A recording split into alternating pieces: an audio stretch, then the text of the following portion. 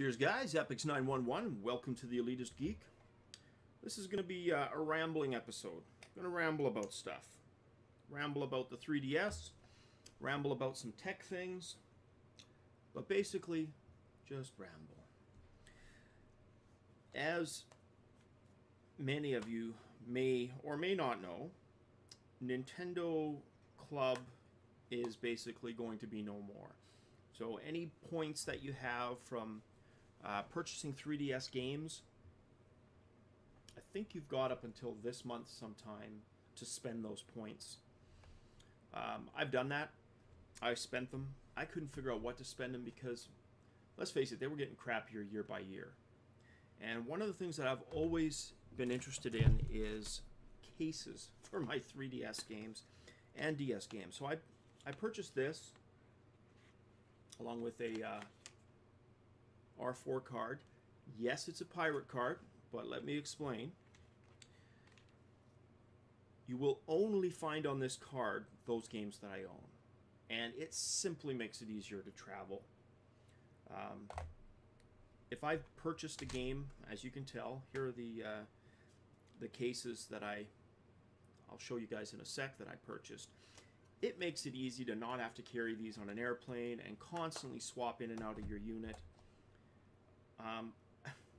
Supporting game devs, I'm all about that. I was a huge pirate when I was younger. I've made that no secret.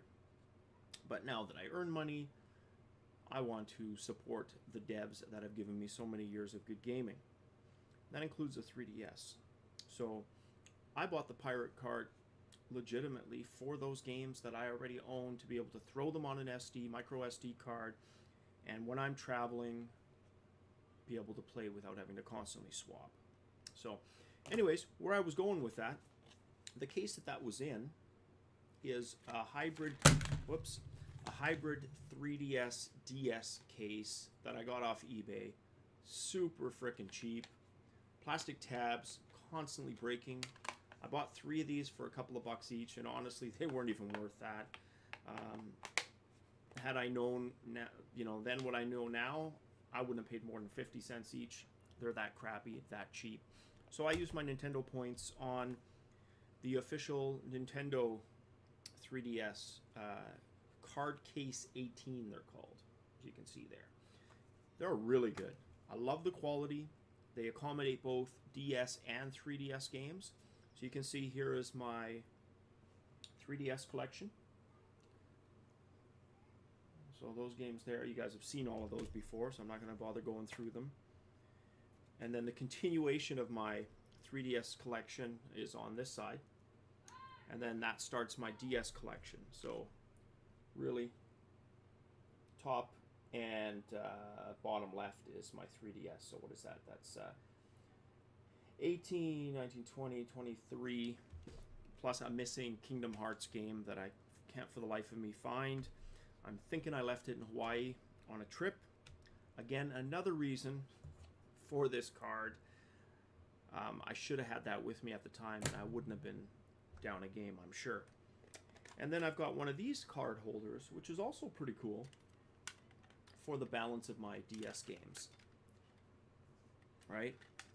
Because what do I got? I've got 9, 10, 11, 13... 22 DS games. So, respectable collection. But anyways, I think I had 800 points or something, and I think these cases were 400 each. So, I think it's points well spent. There was nothing else in there other than stickers, and really, I could give two shits about stickers. But these Club Nintendo cases are fantastic. So again, just one more quick looky-loo for those interested. Highly recommend these. Definitely worth your points. Quality's good. They're solid.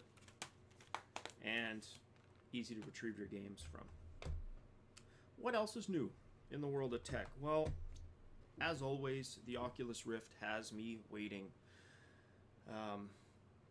There's some leaked pictures, some really cool pictures on Ars Technica that I'll link below.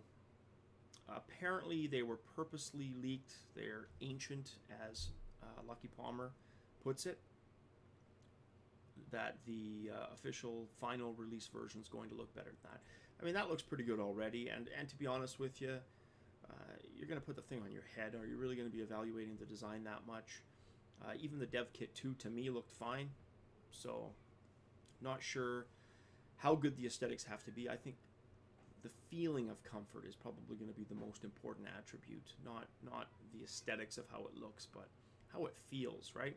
Because let's face it, that's going to be the primary sense for anybody who's owning it, is your sense of touch, your sense of feel. Is it going to be weighted properly? Is it going to strap comfortably? Is it going to leave dent marks in your head from the straps, etc.? Right? So that'll kind of be the deciding factor. Really stoked about that. That's obviously for next year. And Elite Dangerous. Again, why I've been waiting. Why I purchased this, and we'll soon replace this with an X52. It's kind of dumb in hindsight. I do shit like that all the time, where I do impulse buys, and then I get bit by them. But whatever. Elite Dangerous is something I'm definitely going to play with the Oculus Rift. Like, it's going to be the game to play. I've been holding off on it on purpose because I know it's going to kick so much ass with the Oculus Rift. Game-wise, what have I been playing? Well, 3DS games, pretty much. I've been switching between Etrian Untold 1, which I really want to beat the Untold version of it before 2 gets released. The re-release of 2 is going to come out, I believe, in July. So my goal is to get that beat. Etrian 4, I've got to beat. Persona Q, The Devil Survivors. So I've got, and Xenoblade Chronicles I want to beat on the 3DS, beat that on the Wii. So that's going to be kind of cool. So I mean, I've got no shortage of games. Definitely lots of games to play. Stoked about some of the tech that's coming out. And Witcher 3, still playing that on the PC. Having some weird driver issues though. So if anybody's watching this that may know, I actually get worse performance in Crossfire than I do in single card, even with the patches, and that's both AMD's 15.5 beta patch and the GOG 1.5 patch. To no avail. Even full screen, you know, I get better frame rates than I did before, but I'm still not getting what I should. With 2 R90s and my rig, I should get 60 out of 60, and I'm not even close to that. When there's not stuff around, yeah, sure, I get into the low 50s, but am I hitting 60? Almost never, with the view depth set to where it is. So, still enjoying it though. Love the game. It's a nice compromise between action, linearity, and freedom. And it's always a touchy formula, isn't it? Is that balance between streamlining a game and keeping the forward momentum, and completely losing yourself in a game that's too open world. Now, personally, a game can never be too open world for me, but I can understand for people who like order and who like a good storyline, how that can be the case. And certainly Skyrim would fall into that category for a lot of people. I loved that open-ended feel. In fact, the storyline for me in Skyrim was probably the least appealing aspect. The modding by far made that game what it was for me. And Witcher 3, I think, strikes much more of a balance. I get that open world feel, but I'm really still invested in the storyline, in pushing it forward. In fact, I'm going to load some up right after this video. What are you guys watching? What are you playing? Have you spent your Club Nintendo points? And if so, what have you spent them on? I showed you these. Let me know what you spent them on. And if you're looking for a recommendation, again, heartily recommend these, especially if you have a big collection like I do. Definitely good cases. As always, guys, till the next video, cheers.